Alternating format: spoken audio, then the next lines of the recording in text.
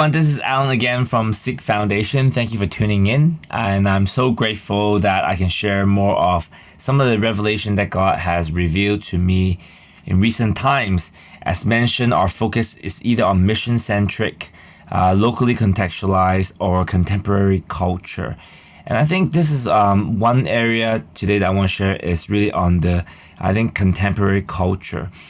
Now, mentoring, something that is almost like a buzzword. I think when I was growing up, it wasn't something that was big, to be honest. I've never heard about people talking about mentoring.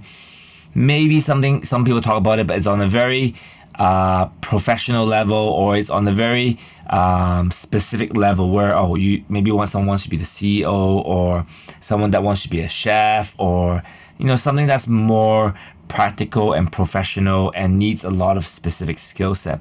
But nowadays, this term can be used in many different settings. And recently, I got an opportunity to be invited to a mentorship program within the local university that I attended, and I'm so grateful.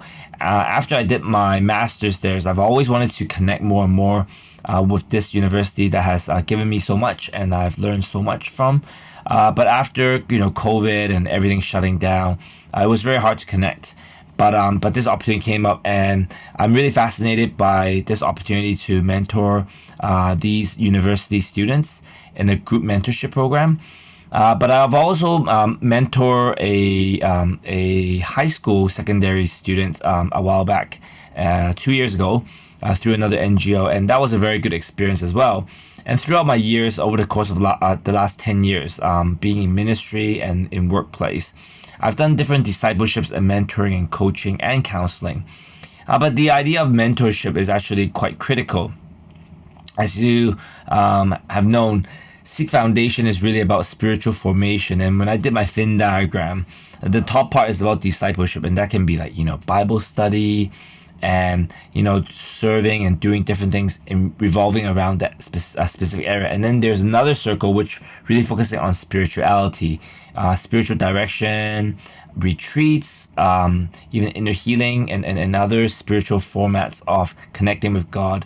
And then there's the mentoring aspect, really on the coaching, walking with others, guiding with others, not only on their spiritual aspect, but on their professional life, or marriage, or dating, or interrelationships that they're going through.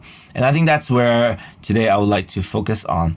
And one passage of scripture based on a book that I have read through my seminary study that has very simple. Most of you have heard of it. Is from Mark 1:17. And Jesus said to them, and these are the people that he was speaking to, who were Simon and Andrew. And he said, "Follow me, and I will make you become fishers of men."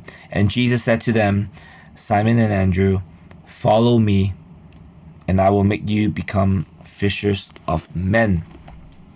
I still remember when I came to faith, I thought like, I wasn't a fisherman, and but the context was like drop my job and then just follow him, and leave everything behind.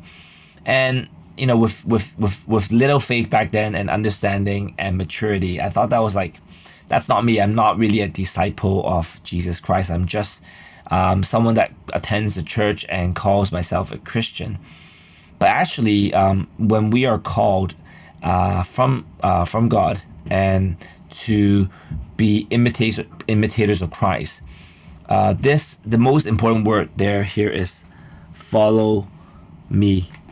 And the process of he will make you for fishers of men, that is really based on the Spirit, his work, his timing, and that is, if we're in tune with the Spirit and truth, that sanctification will take place. But the fact of following him, it's a completely different matter. And one of the books, I just want to share this book that I think is a great book. So if you are into mentoring, you know it pretty well already, and you're open to read more books. It's by someone called Randy D. Reese, Reese, and Robert Loane, Loane. The book is called Deep Mentoring, guiding others to their leadership journey.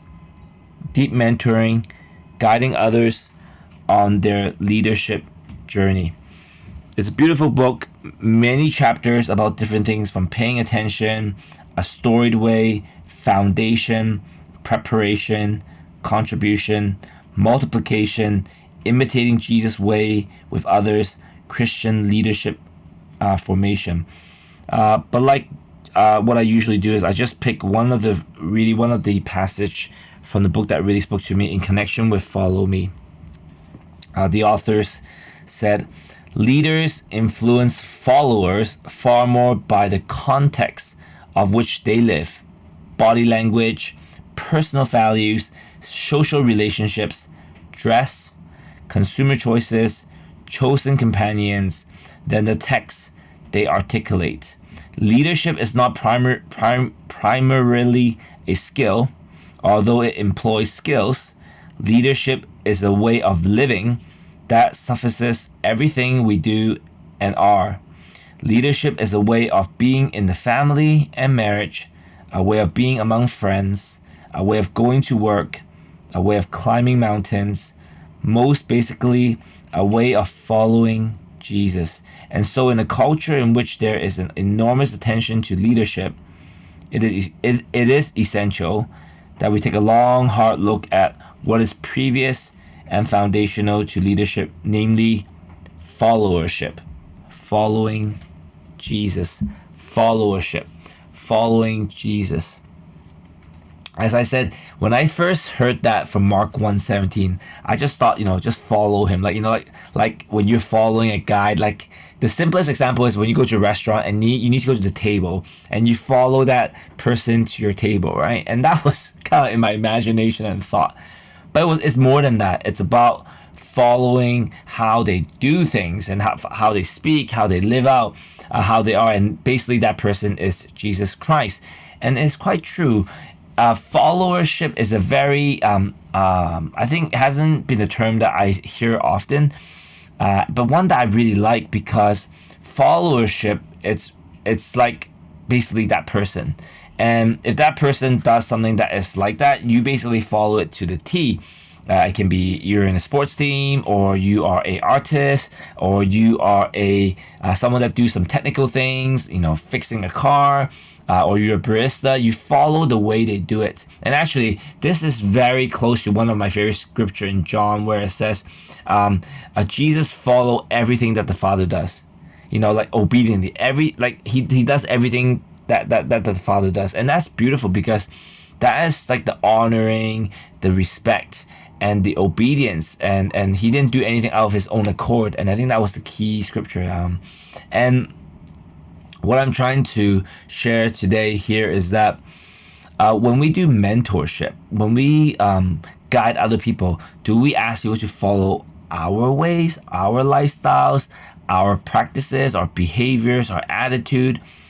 Or we really pull ourselves out and say, there's these things that I do, but really the whole imitation example, be it exemplar, is through how Christ have lived out, and we can back it out from scripture. And some of the key characters that we see from Christ are like humility, perseverance, patience, wisdom, many more actually. I mean, these are just few of the ones that was mentioned.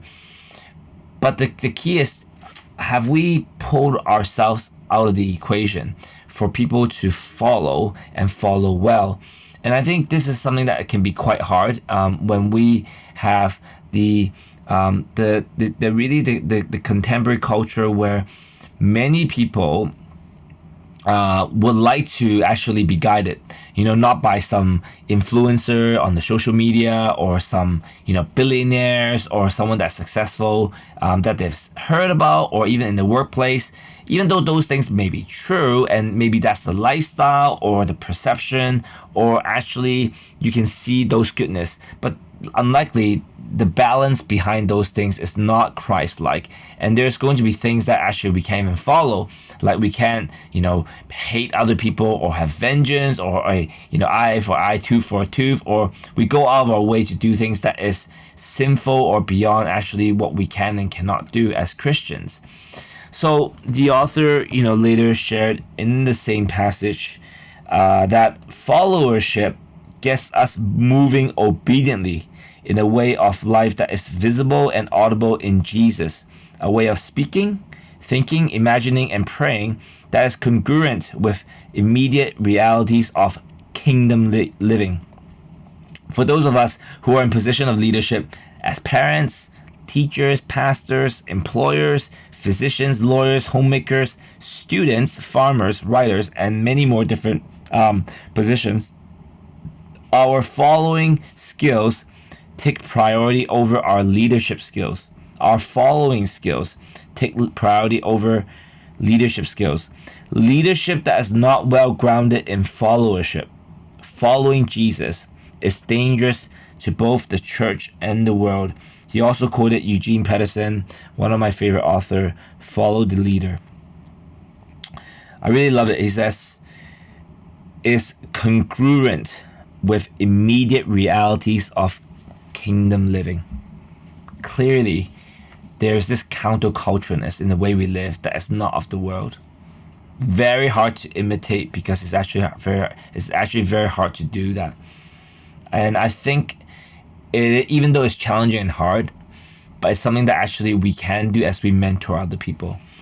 In one of the discipleship the collection of things that I'm considering, and one of the papers that I read, discipleship and mentoring is very different. And if we're just looking at the mentoring aspect, we are more like listening to the people that we walk with and then kind of guiding them and letting them decide, and open-ended questions, and really hearing them up, really doing the 30-70 rule of listening rather than advising them or even forcing them to do things that maybe is not really in their nature. How are we using our life, even without speaking, even in our social media, in the way we choose the things that we believe in, the relationships that we're in, the connections that we are, affect the mentoring side of how we deeply mentor those people that God has put in our life. So brothers and sisters and seekers alike, my challenge for you is not to read this book per se, but when you think about the followership, that word, who are you following really in the ways that you behave, your attitude, the people that you're with, your thinking, your emotions, and really the biggest question really is, would someone follow you? And if they do, my hope is that because they see Christ-likeness, holiness in the way that you live out your life. So my discipler has taught me that when they come to you, for us is that we can point them back to Christ, who is the perfecter and author of our faith, and who is the greatest exemplar there is to be. So thank you for tuning in again. This sharing was on really mentoring, and how it's so important when we mentor others that there's this follow me mentality of followership of Christ, rather than anything that we may have read or anything that we believe in, that even though it may be true, but it's not the truth. It's not the thing that really sets us apart, that people can see Christ. So thank you again. My name is Alan from Seek Foundation. Have a good day.